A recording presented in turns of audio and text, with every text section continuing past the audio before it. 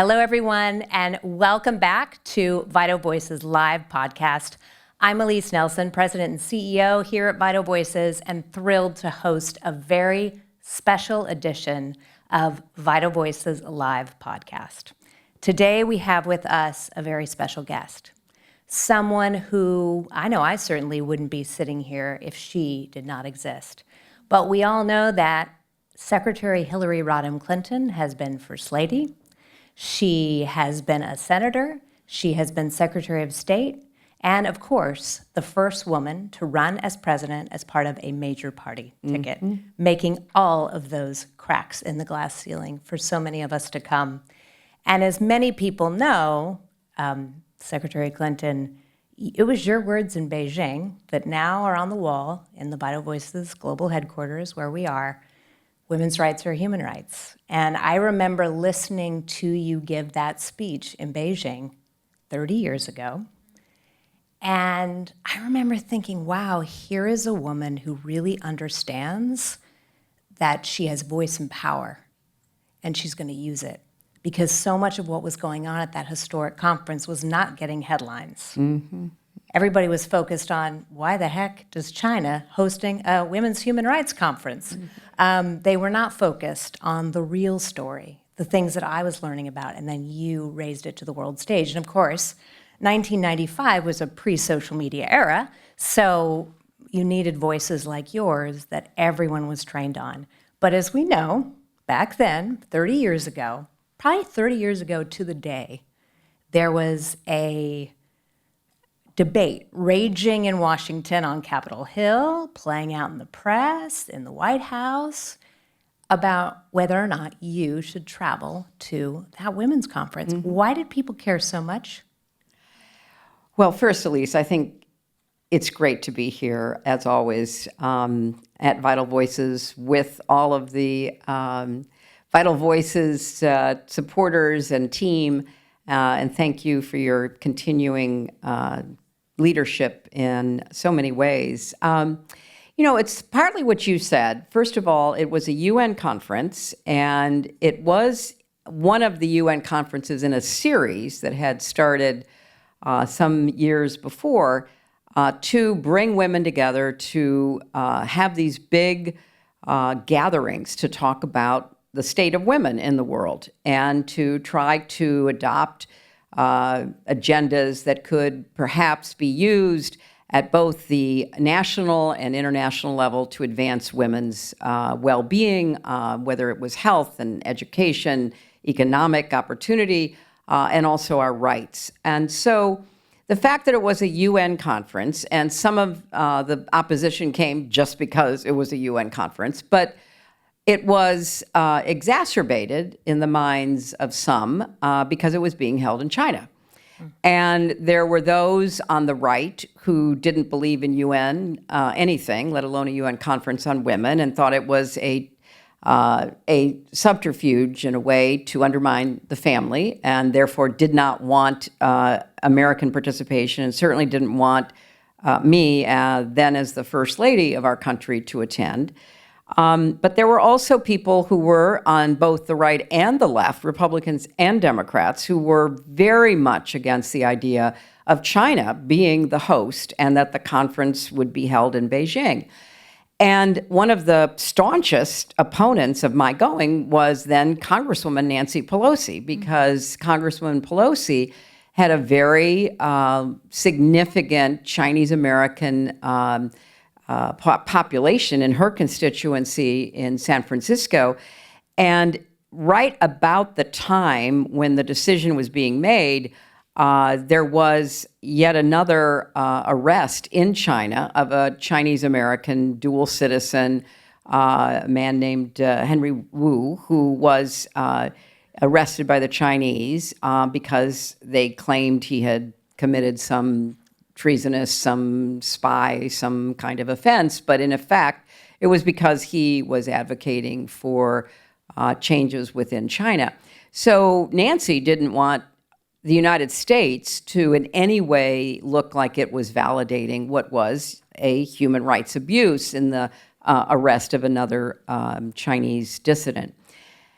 So that was a big part of the tension within the State Department and even the White House, because should we go to Beijing? There was going to be a delegation led by your friend and mine, Madeleine Albright, who at that time was our ambassador to the UN, appointed by my husband, and she was leading, if you can believe it, a bipartisan delegation of women and men. One of the co-chairs was the Republican governor of New Jersey, Tom Kean, and that was so significant. So clearly we were going to be represented. It was really down to the question of whether I would be kind of the honorary chair of it.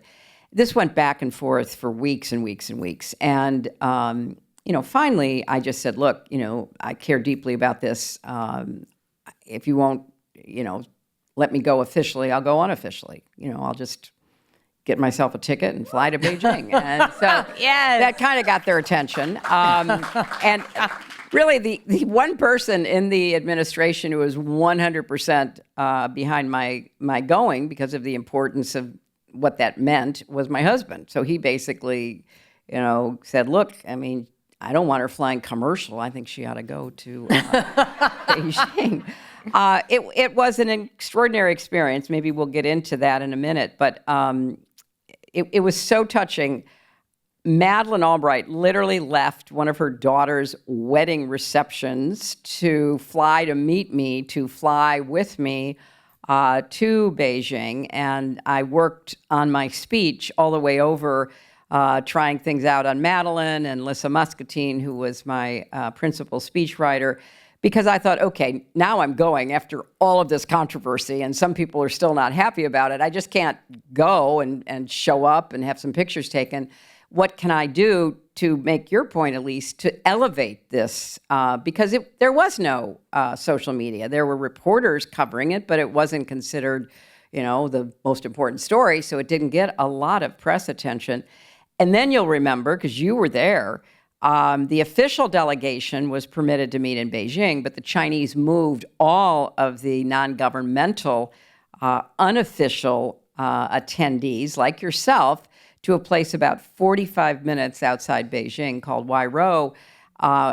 Really the cement difficult. Was still wet, it basically, on the buildings. It was like raining constantly, but it was also ill-equipped to handle, I think, 40,000 women and some, good-hearted men showed up. Mostly Swedish.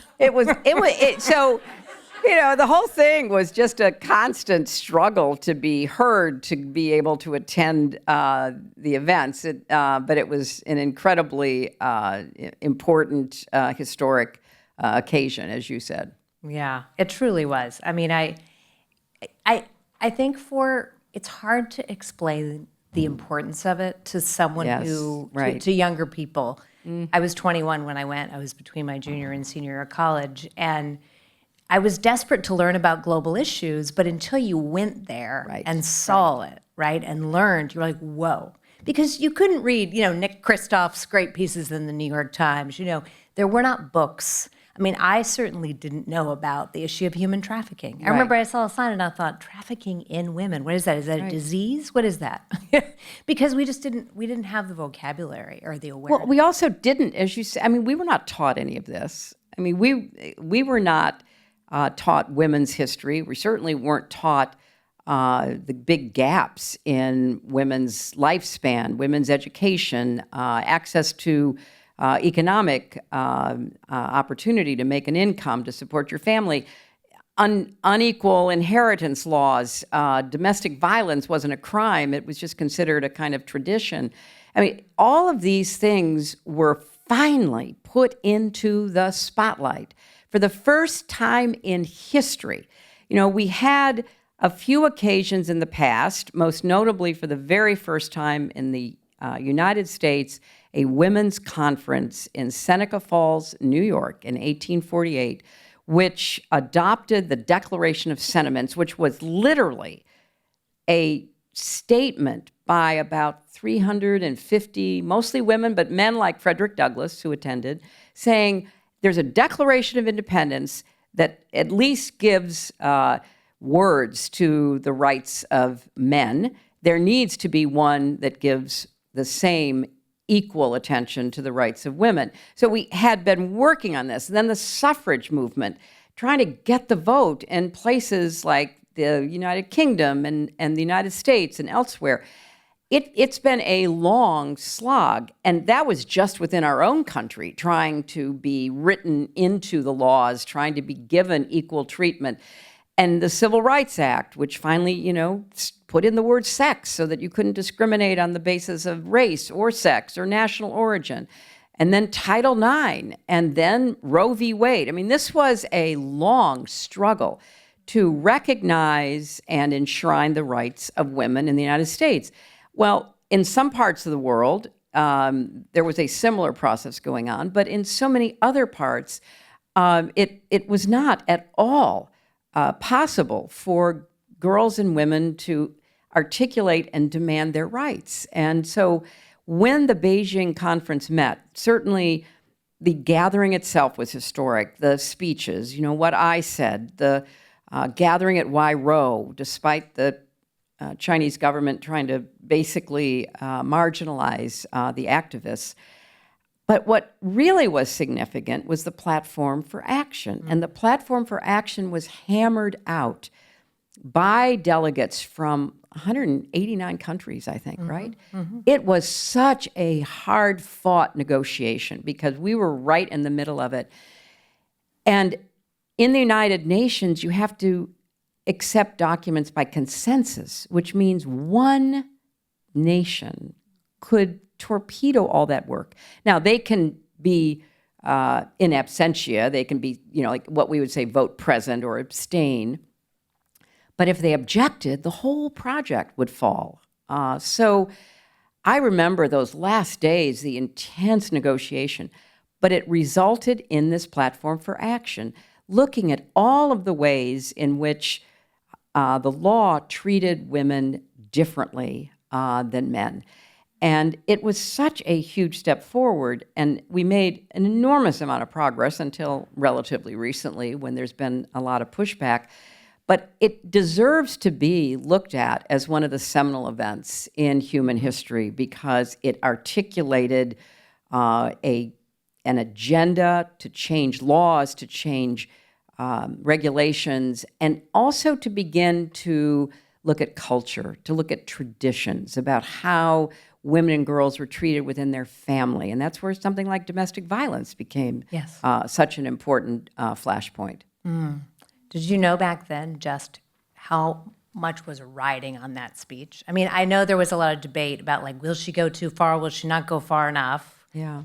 But when I think about what that speech did, and really just, I think, your presence there, because it gave women around the world, and I've heard so many women in so many places, who comes to mind is Musakua, who went on to be the women's minister, but at the time was an NGO leader from Cambodia.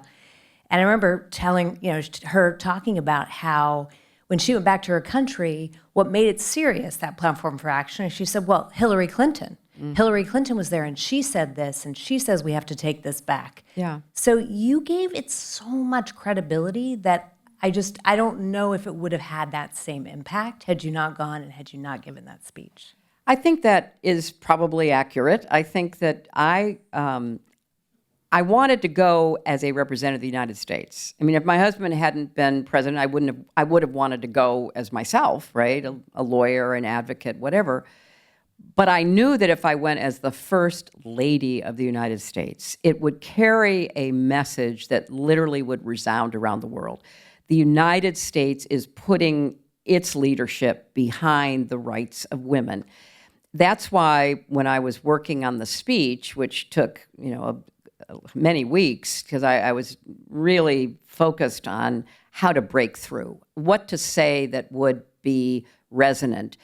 And there are different parts of the speech that are not quoted as often as, the line about women's rights and human rights. But I knew that since I was in China, and since, China still had the one-child policy, and there was forced sterilization, forced abortion, there was the continuing abandoning and even killing of baby girls. that I had to say something about that, and that there were other horrific examples of how women and girls were marginalized in so many different cultures, talking about, honor killings and the things that could be understood as sending a message that this is being called out. We are not turning our head away. We're not saying, well, that's the way they act in that kind of culture or that sort of family. We wanted to basically say, look, girls and women have the same rights as boys and men. And I remember after I got back from the conference, I did a lot of media, and I went on Voice of America, and there was a caller from Iran, and it was a man, and he basically asked me, well, what do you mean? What can you possibly mean about women's rights or human rights? What does that mean? I said, well, I want you to just close your eyes and think about all the rights you have. And what I'm saying is that all the rights you have, your daughter, your sister, your mother, your wife should have the same rights. It was just considered such an outrageous, outlandish claim at that time. And so we wanted to push the envelope in the speech as far as I could to lay down sort of the predicate. Here's what's happening to girls and women. If your husband dies and you're a smallholder farmer in Africa and parts of Asia, your land is not yours. It will go to your late husband's brother, or maybe it will go back to your father, or maybe it will go to your uncle. It won't go to you. And then you can be dislodged. If you didn't get along with whoever the male relative is who's getting the land back, good luck with, where you and your children will live. I mean, just things that were so much a part of the daily life of women and girls around the world. So we took the agenda for action, and really, in many ways, that agenda became the precursor to Vital Voices, to the inclusion of women's rights and opportunities and needs as part of American foreign policy. It led to the creation, as you know, of the Global Women's Ambassadorship, the very first one that, President Obama established, and that, my dear friend, Ambassador Milan Verveer, served in that position, because we wanted to keep that unfinished business of the platform for action front and center. So what was the work that needed to be done? And then I guess the final point on this, because over the years, obviously there's been a lot of progress, but also a lot of pushback. And the most serious interruption in the continuing progression of women being able to have the rights that men have really started with COVID. COVID was such an economic disaster in so many parts of the world, including in our own country for so many, that, child marriage went back up because people couldn't feed all their children, and they began once again to sell their daughters. It just became very clear that as hard as we had worked, still in a moment of crisis, just as in conflict, in climate-related weather disasters, the people who will suffer the most are girls and women. And now, of course, we see a lot of pushback legally and by leaders who want to turn the clock back. Yeah. And reassert control over women's bodies, women's futures, women's rights. Yes, we have made so much progress in these years. We really have. I mean, I think back about, where we were with women's political participation when we were in Beijing. It was like 9%, something like that globally. Now we've, 25, 30, some countries a majority, but now a lot of that's being stripped back. And one of the things that's just shocking is the rise of authoritarianism. 72% of people around the world live under authoritarian rule, and that is a 48% increase over the last decade. Wow. And what we know, and there's great research about this, is the impact it has on women. Right, right. And why do you think we're seeing that right now? Right? Why do you think we were able to go so far Right. with the Beijing platform? Right? I mean, that is to date the most progressive document for women and girls that so many countries have signed on to. Why were we able to go so far back then, and now it's I don't know if we want to call it a backlash or a backslide, but it's real. Oh, it's so real. I think it's a complicated question to answer because there are so many factors at work. I think the success of the women's movement internationally sparked a reaction, not just among leaders, but among citizens, particularly young men, that somehow it was displacing male opportunity, rather than seeing the opportunity pie grow. They thought that there were only so many pieces, and if women are now able to compete, and we have a legal environment and the culture has changed somewhat, then that's going to disadvantage my future opportunities. So I think there was a very deep psychological reaction. I think we read a lot about the so-called manosphere online, and I think much of the anxiety or the insecurity about modern life, which is gender neutral, but which falls on people who are most concerned about their place in society, which in obvious terms means people who dominated in the past, who now are having to compete, or maybe losing out to somebody of color or a woman, or then they take all of that on board as being unfair to them. And this whole set of attitudes has been just turbocharged online, and the level of misogyny online, everything from literal threats against women in the public arena, to the demeaning of women, to men with very large platforms who espouse a kind of toxic masculinity connected with violence, brutality, even sometimes rape, is so shocking, but it's a reality that we have to be ready to look at clear-eyed and try to figure out how to deal with, both offensively and defensively. How do you deal with a backlash that is demeaning women, a leadership literally from Xi Jinping in Moscow to Vladimir Putin, or in Beijing to Vladimir Putin in Moscow to somebody like J.D. Vance, basically saying, look, the highest and best use for our nation is for women to just produce more children.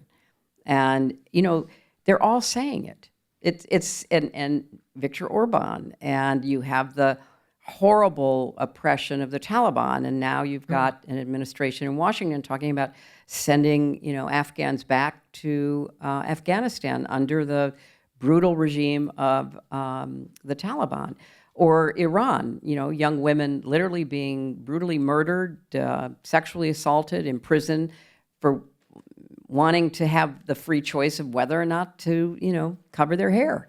So this has all come out of the same reaction that somehow people in power, and by that I mean predominantly, men, who have been calling the shots, who have been dominant in every different kind of culture, now feeling somewhat insecure and lashing out. And,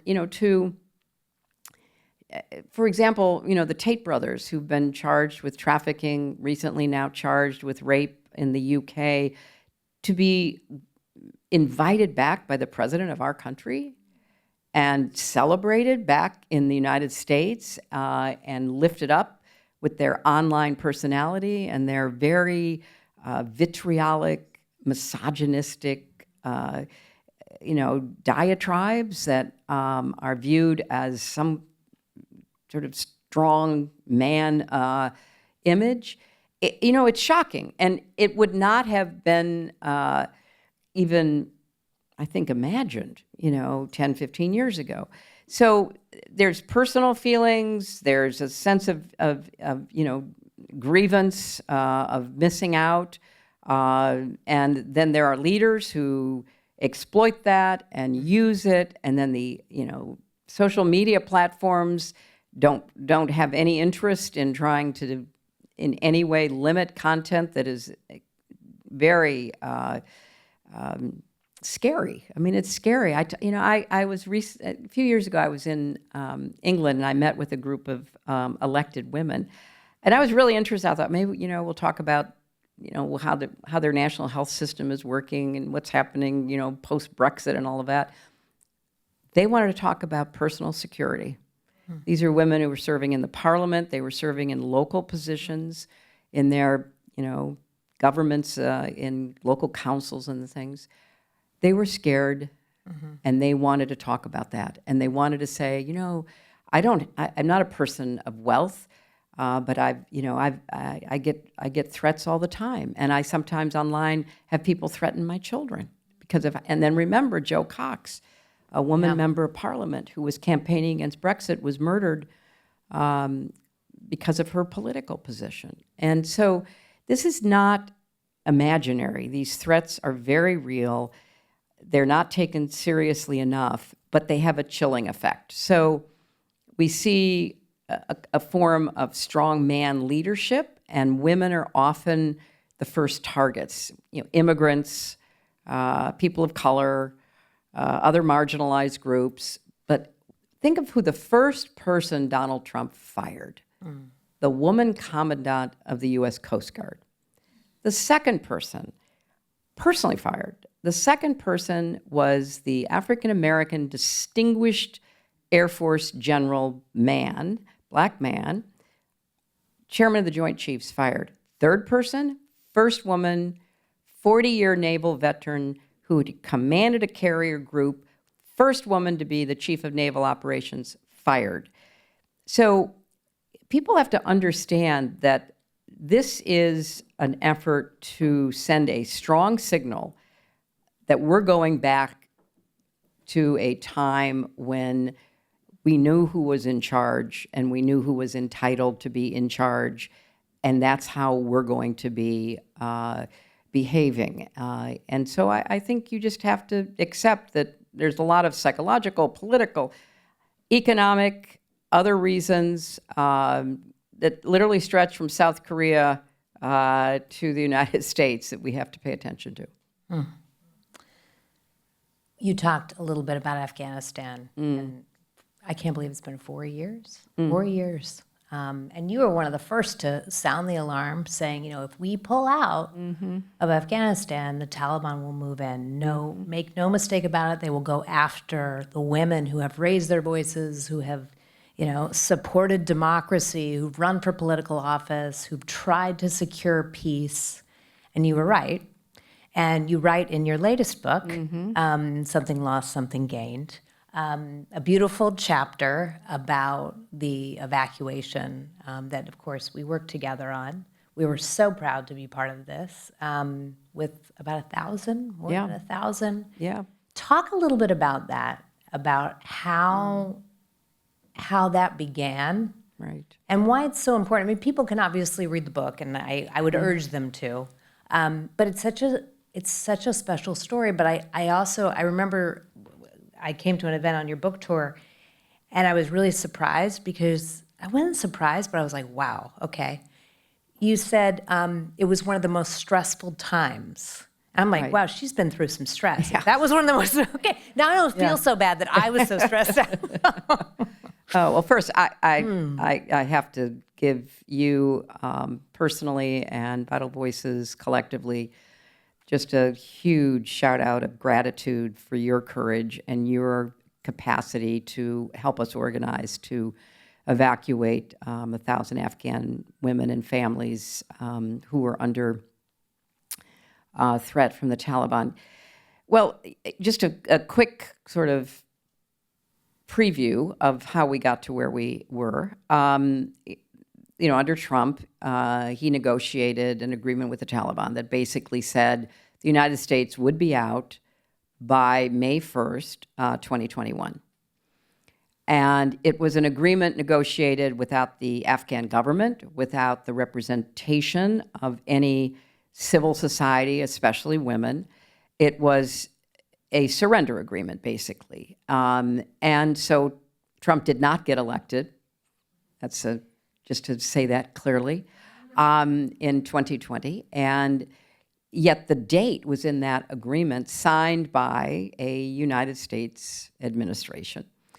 Now, the incoming president, Joe Biden, had wanted to end the war in Afghanistan. That was no surprise. But even he said, look, we can't do it by May 1st. He gets inaugurated January 20th. You can't possibly organize a military withdrawal by then, let alone figure out how to help the people who had directly worked for the United States military, for the embassy, for other U.S. agencies or U.S. government contractors. So they, in the Biden White House, said to the Taliban, we can't do it by May 1st, but we are going to leave. And the Taliban said, well, we won't kill Americans if you set a date certain. And they set the date of September 11th, 2021. But as we all know, their intelligence was, in my view, just dead wrong. The existing government of Afghanistan under Ashraf Ghani was absolutely either delusional or, totally trying to deny what was clear to anybody who had been involved in this war for so long as I had as a senator and then as Secretary of State. Because just think for a minute. The Taliban signed the agreement with the Trump administration. So they know the United States is going to leave. It's just a question of when. So you're a head person, a head man in a village in Afghanistan, and you've got like one or two men serving in the Afghan military. And the local Taliban representative comes to see you in, the fall of 2020 and basically says, the Americans are leaving. And if you don't get your men back from that army, we will come and kill all of you. And they had a very clear strategy for starting at the periphery, knowing that they could slowly but surely disarm any national Afghan presence and take over the countryside so that they then could be, well positioned to take over the cities, primarily Kabul. So in May, once the Biden announcement was made, I called all the people that I knew in the State Department, the White House, the Defense Department, and said, you have to plan not just for the people you are directly looking at because of some U.S. government connection, but for all the people, like you said, Alyse, who believed in us, who believed in democracy, who believed in justice and equality. Women in the media, women in government, women in business, women in education, women doctors running the hospitals, all these women, some of whom had come back from life outside of Afghanistan to be part of a new opportunity for the people of that country. And we made a lot of progress. I mean, we did a lot of good things there that people may not know or remember. So we had a lot of women we'd worked with. You met them, I visited them. And I said, you've got, and the Biden administration's out, they said, like, how could we ever find who these people were? How would we even know?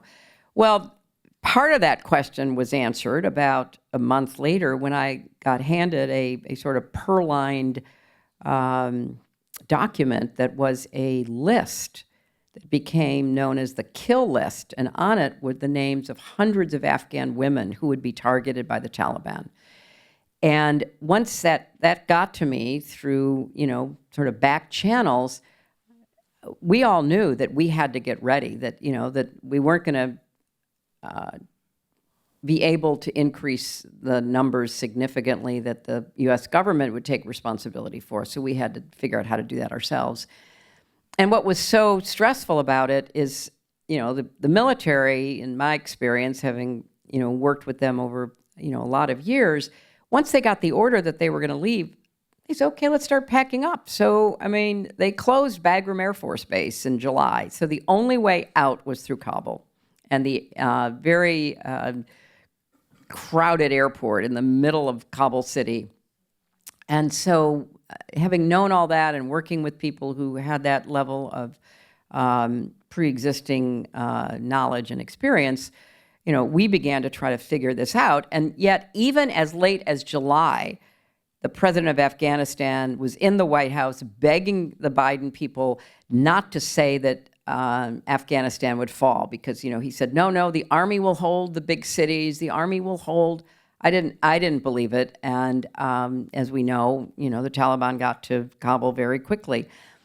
And then began, as you say, the most stressful time. And we had the war room set up. We had people literally monitoring an open line with all these women. We had collected email addresses and cell phone numbers, and we were in constant contact with them. And I write about them in Something Lost, Something Gained in a chapter that gives a lot more detail than I can go into now about how we worked with various countries. I called that, the leaders of countries literally from Qatar to Ukraine to Albania to Canada, asking if they would take people, if they would help us evacuate people.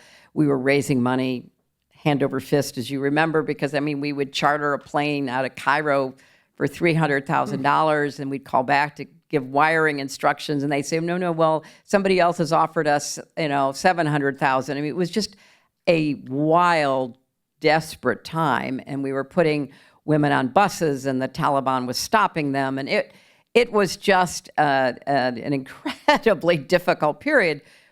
But thanks to the partnerships we had, thanks to countries that helped us fly people out, thanks to the United States government who helped us, once they realized we were serious and we were moving people to the airport and we expected help to get them in, and then we expected to get them on flights from, somebody going somewhere, we were, able to do a lot. Not everybody, but we kept it up even after the final official U.S. flight was out of the airport. We kept finding ways to, get people out, and even some of that continues today. But it was, for me, it was a matter of honor, and it was a matter of my personal commitment to some of these women that I had met and worked with over so many years. And now I am just overcome with anger and sadness that our government is saying that they will send back thousands and thousands of Afghans who are living here on temporary protected status. They just lifted the status for Nicaragua and Venezuela and Cuba and Haiti, 500,000 people who are now subject to being sent back. A lot of the people left Nicaragua because of political persecution, the same with Venezuela, the same with Cuba, the extraordinary violence in Haiti. So we are thinking of sending back 500,000 people into extremely desperate straits. And these were people who were given legal protection. They were, we might say, documented because they were given legal authority to be in the country. So this is just more of the confusion and the chaos and the cruelty that is at work. But it would be a moral disaster, a travesty to send back Afghans at this point back to the Taliban. Absolutely. And I want to mention, because we have some wonderful people here today, Kat Photofat, for example, is here with us. Oh, she was terrific. Kat yes. was amazing. And the whole SGE office, of course, Jen Klein in the White House. There were I think what made our effort successful, but I'll also say different, is that it was so many women together inside the government, outside the government, in coalition, so many women philanthropists. The vast majority of the people who supported those efforts were women philanthropists. And a huge thank you to our State Department and government colleagues back then who really, really stepped up and quite frankly, might have, risked their jobs in doing so. But they did step up, and I think that was so important. And one of the things I want to say that we're incredibly proud of is the fact that it was really Afghan women, Balkis, Samadi, and others who were really at the center of deciding how that evacuation was going to happen, communicating directly with those women to keep them safe. But also, unlike, I'm sorry to say, a lot of men, billionaires with their, coming in with their planes and flying them out and dropping them in a refugee camp. That is not what we did. Obviously, you called the Albanian Prime Minister Edi Rama. We were able to bring them there to help, support them over the many months with education, housing, all of that, to then help them get permanently resettled. And all of them are now permanently resettled, every single one. And I give a big shout out to former Prime Minister Justin Trudeau, who said he would take 15,000 Afghans, and he did. And a lot of the people from Albania went to Canada, for example. Most of them. It's like, can't make it up, can you? It needs to be a movie. It absolutely does. Well, it would be a great thriller. I at the very end of my chapter about it in my book, we tell the story of when Kabul shut down. We were still getting people out of Mazar Sharif, which their airport was still open and hadn't been taken over by the Taliban. And we had a group of women and their families, and it was the Afghan women. It was those women who were part of our incredible team, who figured out that the best place to hide them till we could get them into the airport was at a wedding hall, because, women would be expected to be out at a wedding hall. They can't really do much else, can't go very many places, but it would be okay to go to a wedding hall. So that was such a perfect example of, okay, we've got a plane coming. Where do we keep them until we can get them to the airport? The wedding hall. Yeah. So the fake visas. Oh my gosh. Oh, all right. Tell that story. Oh, okay. So we had 3 busloads. Former Secretary of State talking about fake visas. Yes. Well, there's a lesson. You gotta do what you gotta do. There's a lesson there somewhere. So we had 3 buses of women. There were about 90 women on these buses, and the Taliban had gone onto the buses. They were being driven through checkpoints to get to the airport, and these were that was the other thing, is that the women we were dealing with, they all had passports. They didn't have visas, of course, because there was no functioning embassy that they could get visas from, but they had passports. So the Taliban gets on and demands to see their passports, and they could all produce their passports. So then the Taliban said, well, where are your visas? Where are you going? And of course, the women didn't know where they were going, because we wouldn't know till they got to the airport and we could figure out what plane was there that we could get them on that would go somewhere safe. And so this was like in the middle of the night, and we'd hoped to get them to Albania. That was where they were intended to fly to. But they didn't have visas. And so Vital Voices had a staffer on the ground in Albania helping to prepare the way to receive all these women. So you pick up the story from there. Because you don't want to say. I don't know. I feel like we should bring Kat into this. Anyway, yes. So basically, the visas needed a barcode, and where are you going to get a barcode? A potato bag. Yeah. So a very enterprising, young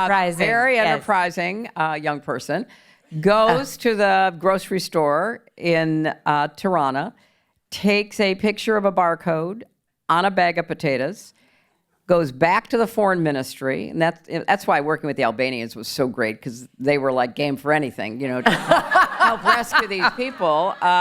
So then they construct a visa form with the potato bag barcode on the visa, and because these women all had their phones, they were able to electronically send the visa. So when the Taliban got back on the buses the next day, these women were all holding up their phones with their visa form. And I mean, that was a level of creativity that was at work, and everybody was so dedicated. I mean, part of the stress was nobody was sleeping. People were working 24/7 trying to, keep it going and overcome setbacks because, we had this open line and, women were, all these women that we had connected with, these 1,000 women, we were, trying to monitor and guide and give direction. So you'd get a call in the middle of the night because of the time difference, our night, somebody saying, the Taliban's at my mother's house demanding to know where I am. What am I supposed to do?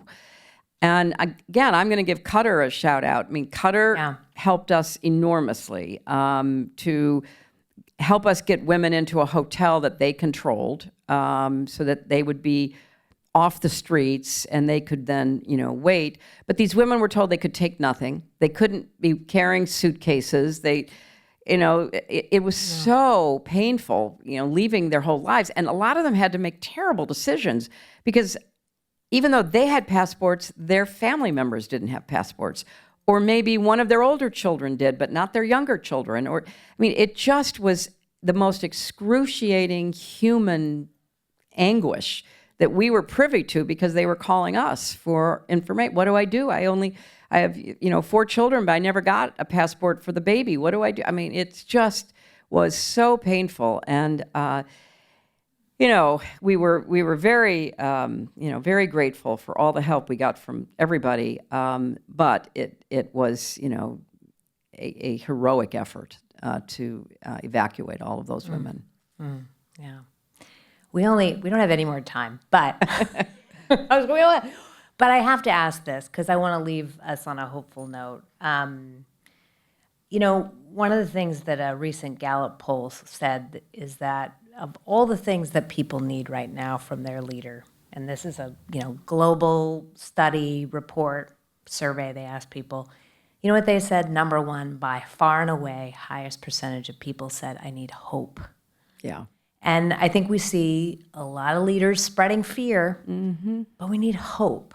And, I know you've got some initials around your neck. Yeah. Or some names. My grandchildren. Names around, your grandchildren. And I think anyone who knows you knows about your grandchildren, knows about your mother, how close, you and your mother were, which I completely understand. And, what do you tell young people or anyone, quite frankly, who feels really disillusioned right now? Because there is kind of a deafening silence. Yeah. Because people we're like, what do I do? Right. Well, I think we've been through difficult times, certainly ones that, challenge people's hope or their sense of possibility in our past. And we got through it because people, got up every day and did the best they could and did not give in to despair. You can't always, get what you think you want or need right away, but you certainly can't get it if you don't keep getting up and working toward it and trying to achieve it. It's funny because when you think about the word hope, the slogans of, 2 of our past Democratic presidents in the last 30 plus years, my husband, the man from hope, and Barack Obama, hope and change, they understood that, you can't deliver everything anybody wants right away, but you've got to give people hope that things can get better and that we can figure out ways to solve problems and that we can stand up against, the forces of darkness and fear and hate. And so it's such an odd experience now for us to be living at a time when our leaders are peddling darkness and fear and hate and creating an alternative reality that is devoid of hope. It's to keep you scared. It's to keep you angry. It's to keep you insecure, because that is a better way to keep you off balance and to intimidate you and to manipulate you. So people have to recognize what is being done to us and just reject it. don't let them steal your hope or your joy or your optimism. Optimism is a moral choice. You basically say, you know what, I'm not giving in to that darkness. It may be dark out there, but I know that the light will come, and I want to be part of that. And think about this. We have protests all over the country, and people of all ages. I have friends, literally I went to grammar school with, who are protesting for the first time in their lives. Wow. And they're protesting for all different kinds of reasons. They're protesting because Medicaid is going to be cut. They're protesting because, we're not providing AIDS drugs to keep children alive in Africa. They're protesting, because they know somebody who was, dumped from a job in the federal government that was helping people. I mean, they're protesting for all kinds of reasons. That sends a message. It is important to have your voice heard. It's also important to keep pushing back against the falsehoods and the lies and the, crazy alternative realities, and to have the courage to do that. I mean, in Oklahoma, the guy who's the superintendent of education slipped in a provision in the curriculum for Oklahoma students to study, which said that the 2020 election was contested. It was filled with, problems. There were serious questions about its legitimacy, none of which is true. So parents are suing. People have to step up and have their voices heard, and also defend the defenseless. I mean, there's a big article about this, woman in a small town in Missouri that everybody loved, but she was a Chinese immigrant, and she was undocumented, and they came for her. She wasn't a criminal. She wasn't a member of a gang. She was working in a restaurant for 30 years, taking care of the people of that town. So all of a sudden, people are going, well, that's not who I meant. I didn't vote for that. So people have got to look clear-eyed at what is happening and find ways that they can feel comfortable. Maybe it's, saying something on social media. Maybe it's going to a protest. Maybe it's reaching out to help people who are going to, be hurt by these changes, whatever it might be. And then please vote. I mean, you have a big vote sign right there. Yeah. I get very unhappy when people, well, what else can I do? Well, if you don't do that, literally nothing else you can do is going to be as important. You have to vote, and you have to vote for people who may not be perfect, but they're not looking to take away your constitutional rights, and they're not looking to, destroy the rule of law in our country. And so you got to vote. So I don't know. I feel the tide is turning. I think more people are waking up and saying, wait a minute, I didn't vote for that, or that's not what I expected, or wait, what does that mean? So I think it's got some real legs to it that we can continue to build on. But if people don't vote in the midterm elections, then I really worry about what will happen to the country. We have to take back the power, because to loop back to where we really started, women's rights are human rights. I said it over and over again. I did everything I could to try to put that into action at home and around the world. But rights without power doesn't amount to anything. Amen. I have all these rights, but if I can't exercise them, if my rights are being taken away because I don't have enough power to be able to protect what I love and what I care about and the country that I am devoted to, then it's not enough to have rights. And so part of what we have to recognize in the next 18 months or so is we have elections in Virginia and New Jersey. If you live in those states, vote. And then we have elections in the midterms where we can begin to turn it back around so that we don't have to live in, constant worry and anxiety and even fear about what might happen to people and values and the country that, we all love and want to see here for my grandchildren and yours. That's what my hope is. Thank you. And thank you so much for your leadership. Thank you. And I will say also, what I appreciate so much about you is doing the hard thing, even when it wasn't popular, because it was the right thing. and thank you for that. And using your power in public spaces and in quiet spaces that no one will ever know you did it to champion these issues. Because you did it. Let's just keep going. I saw it again and our again. vital Yes. voices. Thank you. Thank you. you. Yes. Yes. Wow. Well, I love seeing a standing ovation here. This was a very special edition of the Vital Voices Live podcast. Thank you all so much for joining us. Thank you, Secretary Clinton, for being here. And onward, because there's nowhere else to go but onward. You got it. Thank Thank you all you. very much.